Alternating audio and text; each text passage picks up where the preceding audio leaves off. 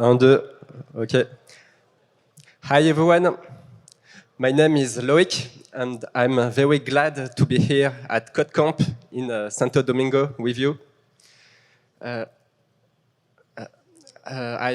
come from Paris in France and I work at Fiodo. We are a web development agency. We build a website for very different clients from a startup, scale-up, or even a larger company. I was a software engineer, a software architect, and now I'm currently technical director of our e-commerce division. That position allows me to see very different architecture, and I'm very happy to present my learning with you today. And my topic is how to unlock the potential of composable architecture. Before start, do you remember PhoneBlocks? PhoneBlocks was a project of a modular phone. This phone was sponsored on a crowdfunding platform like Kickstarter and had a huge buzz. The project was also taken by Google with Google Hour project. It was a modular phone supposed to limit waste and plan obsolescence. How does it work? If a component dies, you don't have to buy a new phone. You can just replace the component that dies. And you can also build your own phone, the phone that suits your needs best. For instance, if you love to take photos, you can select and pick the best camera. If you like to play video games, maybe you can choose the best screen and a high-performance graphic. But unfortunately, that dream of modularity never came true for mobile phone because of technical complexity. But that dream of modularity is a reality in a web architecture thanks to composable architecture. Like the PhoneBlock project, it allows you to select the features that your business needs most. And it allows you to end with replatforming cycle. Replatforming cycle are when a company do heavy migration, heavy 5 years to move from one technology to another one. So let's get into the topic. Who in this room is familiar with the term composable architecture by raising hand? Okay. There is about few people, and that's normal. The term is really recent. Composable applications appeared about 2 years ago in some report about emerging technologies like Gartner. And it says that composable applications will help business to increase resilience and adaptability. The topic is particularly trending this year with composable commerce, because e-commerce is a highly competitive market and e-commerce actors have to innovate to stay in the market. And so they are the early adopter of this kind of technologies. So how does it work? And what are the origins of composable architecture? To understand that, we have to go back to the past and back to the birth of the web in the 90s. A guy named Tim created the first browser and also HTML and protocol HTTP. Standard still in use today. We all should thank Tim because thanks to him, we all have our job now. That's the beginning of the monolithic period. Basically, we create servers that build HTML page and send them to the browser. It works. It works very well. We hit almost 500 million users 10 years later. And with more users, app gets bigger. And to adapt them, architecture have to adapt. That's the advent of services. With service-oriented architecture, SOA, we create autonomous services that share data with a bus called Enterprise Service Bus. That make those services more autonomous. Teams can deploy their own service, and it also is the reuse of a feature. On the other side, that's the rise of the first open source and SaaS services. For SaaS platform, Shopify and Salesforce appear at the time. SAP launched its first web platform. And on another side, there is the first open source platform, like WordPress for CMS or Magento for e-commerce. The world will be divided in two categories. We are talking about build and buy strategy. There is the more technical people. We will prefer to build their own tools, and the less technical that will prefer to buy some package solution. Then Steve Jobs will present an innovation that will completely change the way that we are consuming internet, the iPhone. The web user number skyrockets. It is almost 2 billion in 2010. And once again, the web architecture have to adapt. It adapts with microservices boom. We create microservices that are really autonomous. That's the end of the Enterprise Service Bus, which was a single point of failure for scalability. The SOAP XML API will be replaced with REST and JSON API. We do headless services to support multiple devices, to support web application and mobile application, for instance. The cloud and the containerization appear with AWS, then Google Cloud, then Docker, then Kubernetes. And it really improves the scalability of every web applications.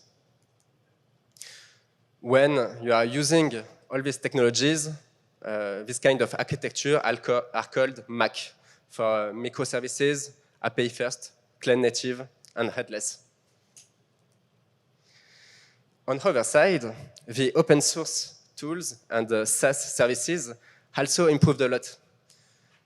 These tools are more specific. They focus on a specific use case, like search, for example. These tools are also API first now. You can easily integrate them with all your other systems. And the ecosystem of technologies is so big that whatever you need, there is probably an app for that. So don't spend time to reinvent the wheel, but you can choose a solution that will help you to develop the feature that you want. It can be a SaaS, or it also can be an open source tool that you can take and host on premise on your environment. There is also no-code and low-code solution that increased a lot during the past years. These tools are also API first, so you can easily integrate them into your ecosystem too. Then the web user is constantly growing, and in 2020, there was COVID, and it was a global challenge for the world. Companies have to adapt, and they have to adapt fast. For instance, shops are closed, and they have to open e-shop. They have to serve new business like home delivery or another. And with this constraint, we enter the composable era. What is it? Globally, it's when you compose every previous innovation, no code, SaaS, API first, microservices, to create your own architecture on the cloud. And it's not anymore buy or build. It's how you can buy and also build. How you can select the best tools for your business. How does it work? At the core of Composable, there is one component. This component is called the package business capability. It's a set of one or multiple service, not necessarily microservice. Everything don't has to be a micro, and micro can bring a lot of issues too. But so a PBC, it's a set of one or multiple services with a single business purpose. These services communicate with the outside with either API, event channel, or webhooks, or user interfaces. And you compose all those PBC to create your own architecture. For instance, for e-commerce, you would choose a PBC for account management. You will choose a PBC for catalog, the cart, the search, the payment mechanism. And it's allow you to create your perfect architecture. Let's see a practical example, a project that we made for a client in France. It's a marketplace that sells race, that sells ways and made in contact organizer of race and winner. They bootstrapped quickly their website using no-code technologies, using Bubble and using payment provider, and boom, in only 1 week, without the need of any developers, they have a working e-commerce platform. Then they need to find a lot of ways to improve their catalog. So they built another interface, an admin interface, to enter the information about all the ways that you can find in a web. And they also synchronize those data with a customer relationship management tool. And then the sales can directly call the race organizer and say, hi, do you want us to sell your ways on our platform? And thanks to that, they got many, many ways. Then they needed to improve the user experience. And that's when they call us. We built a custom front with technologies like Next.js and React, technologies which are very performant, much more performant than no-code technologies. It allows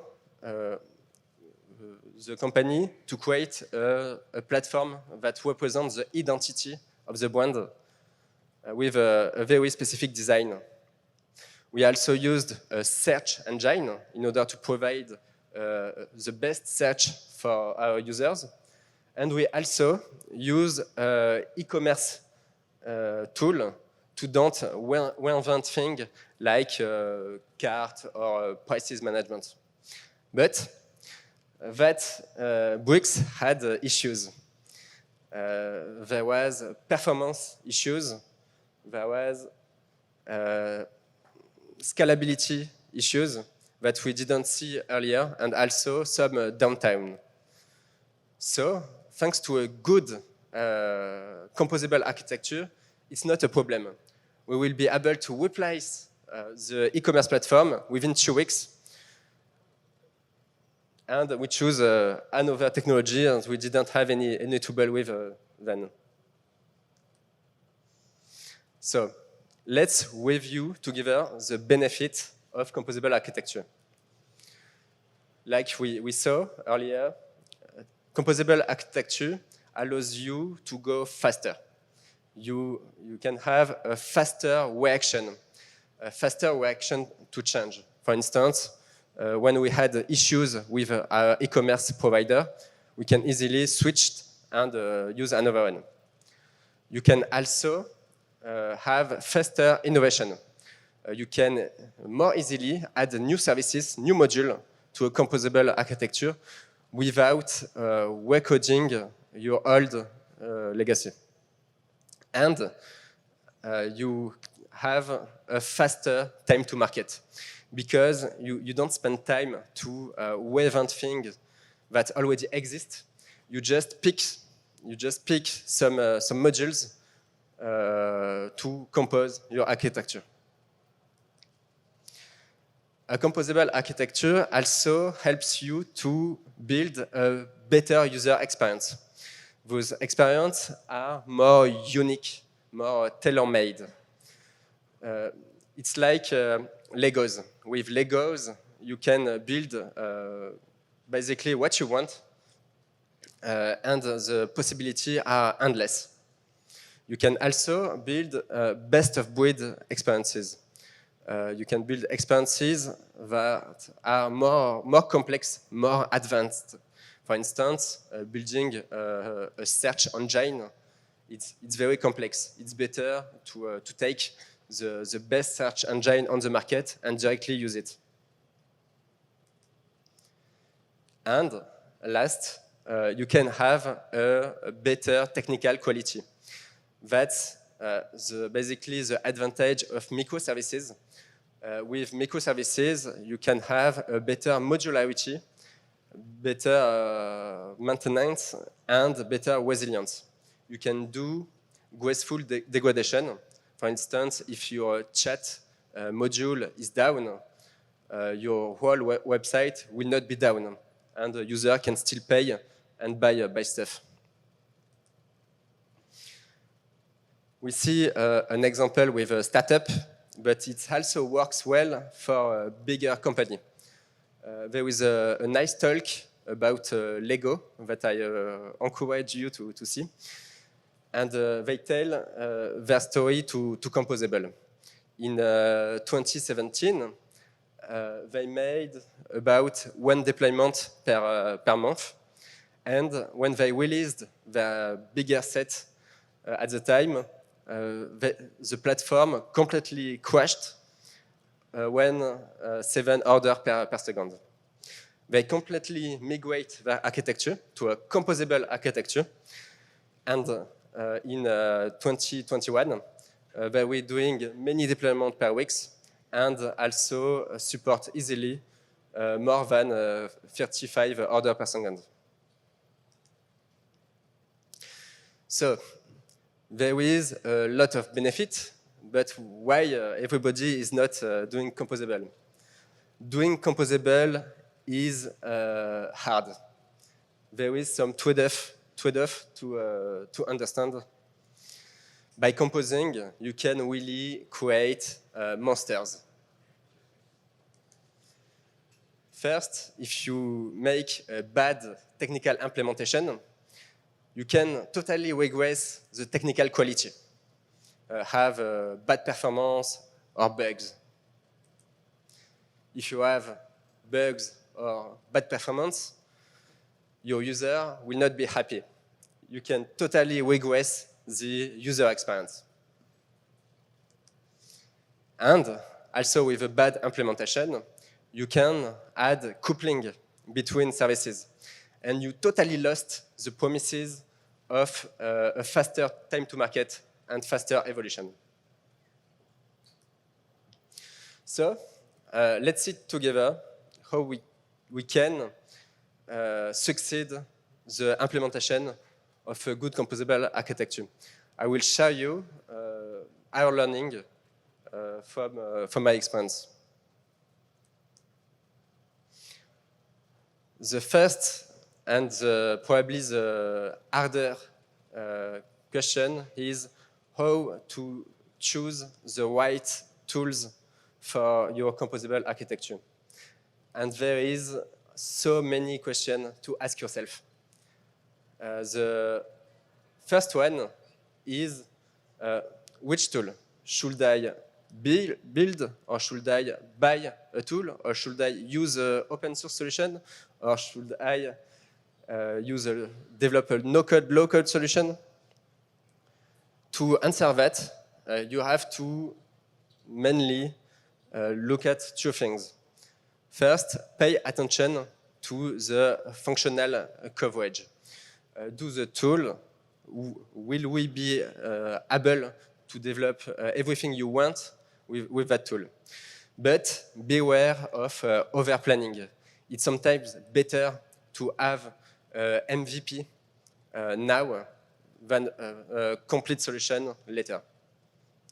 Also, you can pay attention to TCO, the total cost of ownership, which include all the costs of your solutions, with license, maintenance, development cost. And that TCO is not the same for SaaS or custom development tools. With SaaS, the cost is really pay per use, so it's just constantly growing.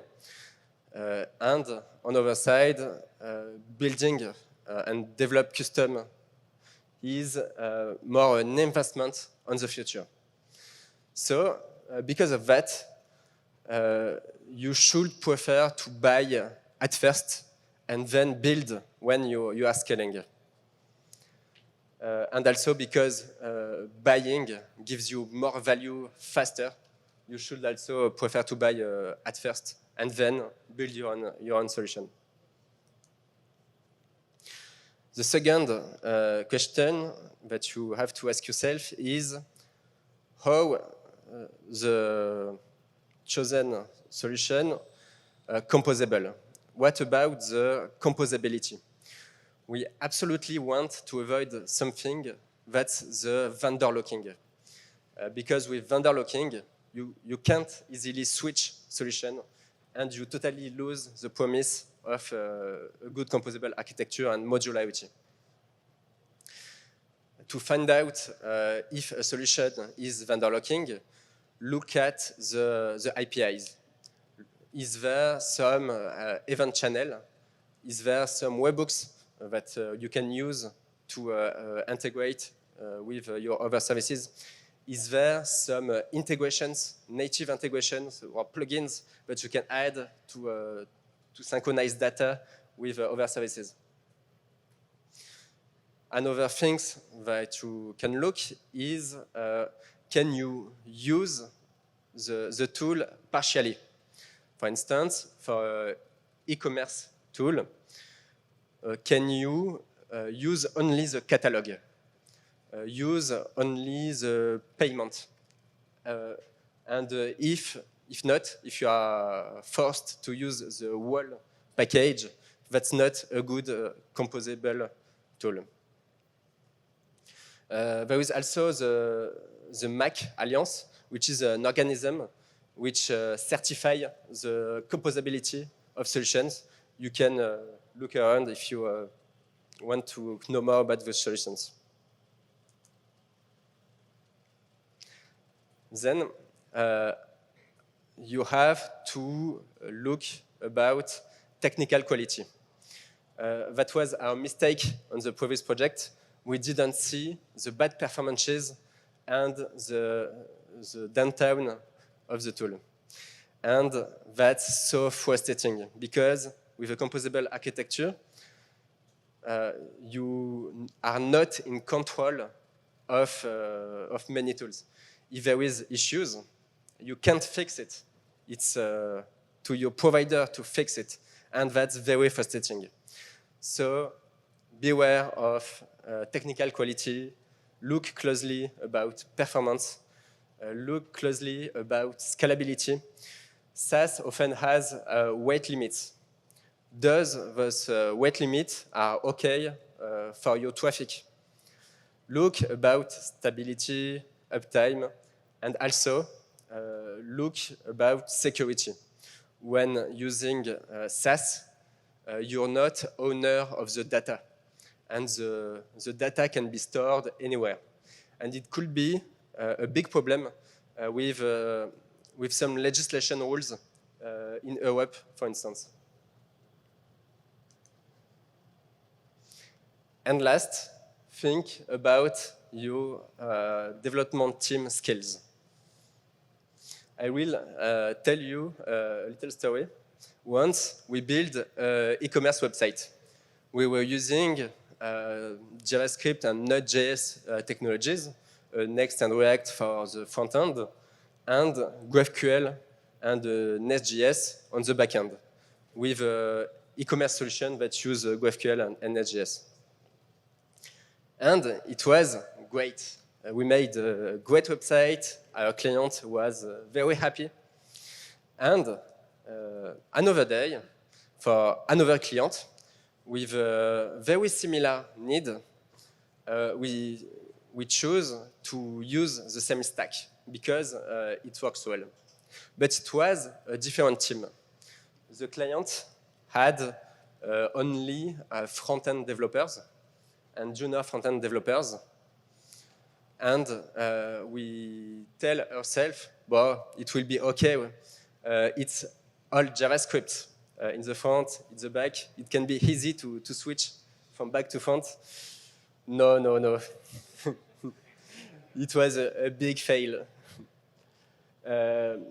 During 3 weeks, developer, we weren't able to deliver any features, and we had to totally switch our backend solution. So our learning will measure the knowledge gap between the stack that you chose and the development team.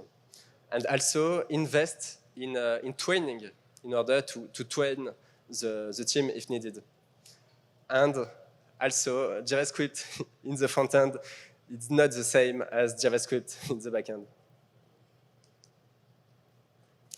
Then, once you have chosen the right tools, the right technologies, the right stack, you have to learn about software architecture.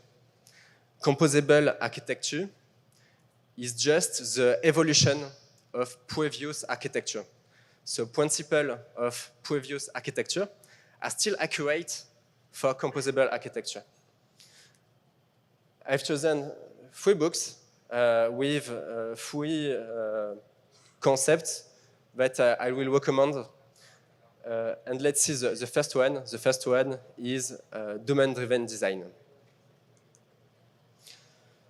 Domain-driven design taught us how to build good software. Build good software by communicate tightly with the business. For that, you have to share the same language, and you can practice event storming. I saw there is a talk this afternoon about that topic. It should be interesting. You can also, with domain-driven design, it helps you to correctly split your different systems and avoid coupling. You avoid coupling by creating anti-corruption layers between your systems. And I would like to focus on that part. Anti-corruption layer is very important. On the previous example for the marketplace, we were able to switch easily, in 2 weeks, a market solution because we have built an anti-corruption layer. When switching the solution, we only had to rewrite the anti-corruption layer. And if you don't do that, it can be very costly.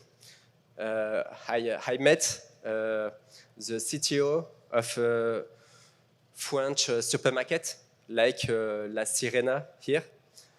They built a custom front end, very complex, very huge. It took years of development on top of an e-commerce platform. But they didn't use ACL, and now they just are totally stuck.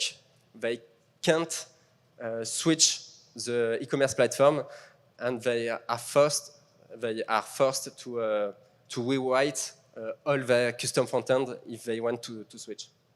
So that can have a lot of waste if you don't do that. So use anti-corruption layer and even in front end. Because anti-corruption layer is a very well-known concept in backend, but it tends to be forget in front-end side.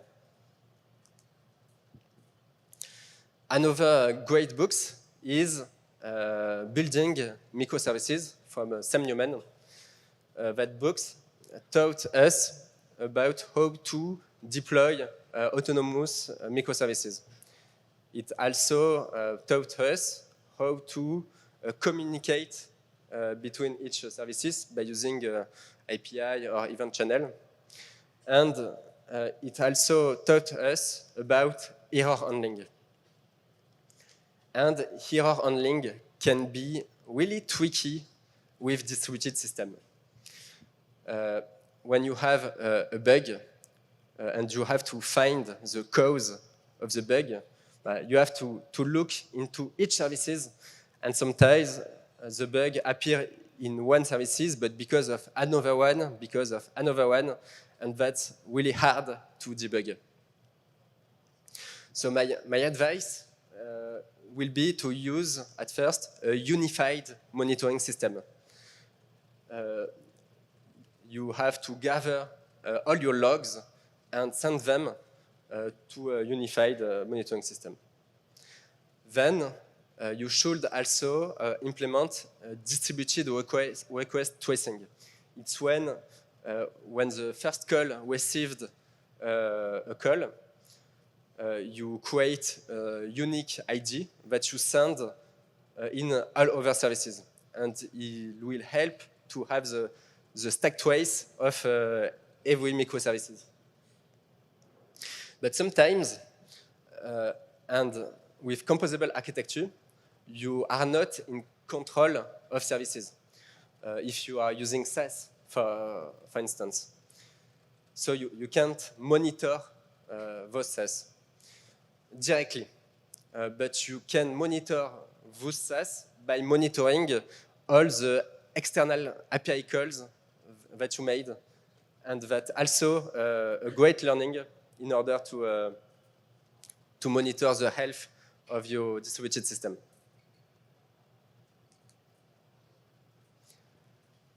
Another great book is Clean Architecture. That book taught us how to correctly design our code inside our services. It talks about onion architecture, or another name is hexagonal architecture. With these methodologies, you split your code into 3 layers: infrastructure, application, and the domain layer, the domain with the business logic. With this methodology, we will also learn about port and adapters. And once again, with this book, we'll learn how to avoid coupling between services. That's really the key of a good composable architecture. You have to avoid coupling, and that's what allows you to have a great modularity, a great evolutivity. So, once you have your tools, and once you have learned about software architecture, you are ready to build a great composable architecture. But it's only the beginning. Like I said earlier, we are just scratching the surface of composable applications. The plateau of productivity will be reached in about 5 years. There is some tech giant that were following the movement. For instance, Shopify launched this year Shopify Component. They invested a lot in building APIs, so you can use Shopify and only some modules of Shopify. You are not forced to use the whole things. Salesforce, a concurrent, built last year their composable storefront. And we are seeing many technologies that is the composition. In first, there is more and more automatic integration between services. You can, just with a single plugin, synchronize the data across your different systems. We are seeing front-end as a service. It's a front-end, a SaaS front-end hosted by the SaaS provider that can connect to APIs, your APIs or other SaaS APIs. And more recently, there is DXCP. DXCP is for digital experience composition platform. Those platforms are basically no-code platform, but they directly integrate inside your code. You can build your own component, and the marketing teams can directly drag and drop your own component with a no-code visualization. Composable technology are, for the moment, almost front-end. But in the future, we will be seeing composable technology in the backend.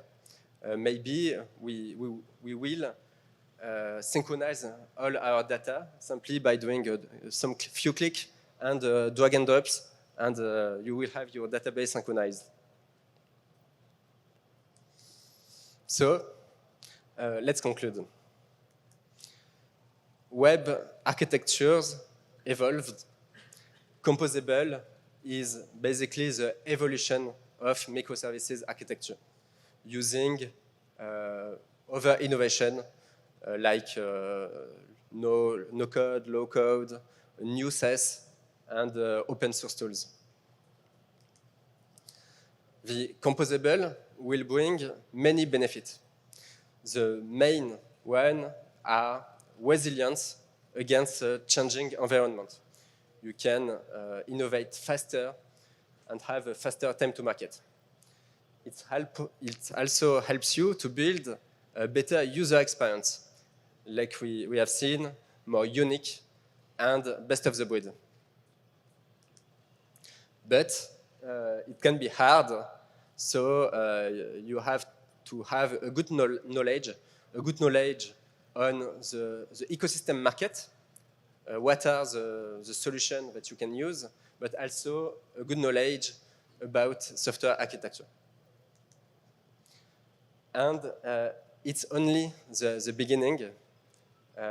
We will see new technologies in the future that will ease the composable and the composition. The future is maybe uncertain, but an uncertain future is bright for composable architecture. Thank you very much.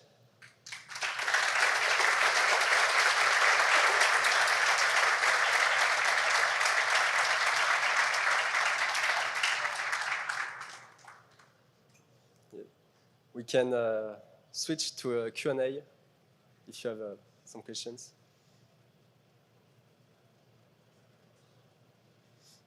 Yeah. One question here.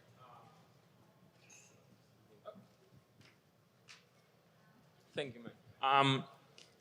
As you said, one of the main focus about the composable architecture is the easiest way to change modules in our architecture, in an easy way to improve your code or our deployment or fastest that we implement everything in our code. But how do we get care about building our software around a whole whole module or third-party API? Like, for example, you delegate everything about the payments to Stripe, or you delegate everything about the login to Firebase authentication. How we get care about that and to not break in the composable architecture doing that? Thank you. So the question is how make care of not breaking the architecture by choosing many tools that we are not in control. But I think the best way is by choosing the right tools. Because and sometimes it's hard. Sometimes you just failed. You trust a tool and it don't work like expected. So I think you have to try many tools and have a very good understanding of the market, of the ecosystem of technologies that exist to really choose the best one. Hi. You were saying in the presentation, here. You were saying in the presentation that first you buy and then you build. When do you think is the right moment to take that decision? Yes.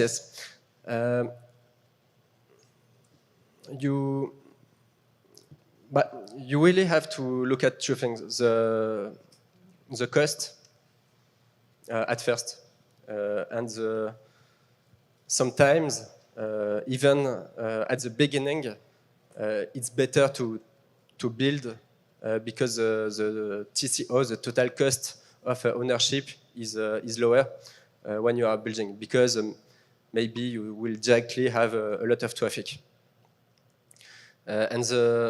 So I think there is no right time. That's things that you have to check regularly. You have to check regularly the TCO, and you have also to check the functional coverage. Does the solution support all the features that you want to bring to your users? Yes, there's tricks. I got the mic here. So I got two questions. The first one is related to the first question. You said take the best choice, but what elements do you think should, as a developer, we need to think about of the choice that we want to make? For example, what elements I can use, for example, to choose one tool from another? What things I need to take care to look for? And the second question is related more as on part you're talking about it, the quality of our system. How can we measure that? For example, if I have two APIs that are communicating together, how can I make sure that that communication is always the same and keep the consistency? Okay, the first question is how, as a developer, can choose the best technologies? Sadly. Okay. I think you really have to try those technologies. So sometimes building a proof of concept or just talking to other people. You have to ask other people who already used this technology if this technology does the job. And there is many things you can check. You can check about the documentation. The documentation is also a great indication of the quality of the software. And yes, I think you have to try the solution and ask to many people, and learning by doing. And the second question was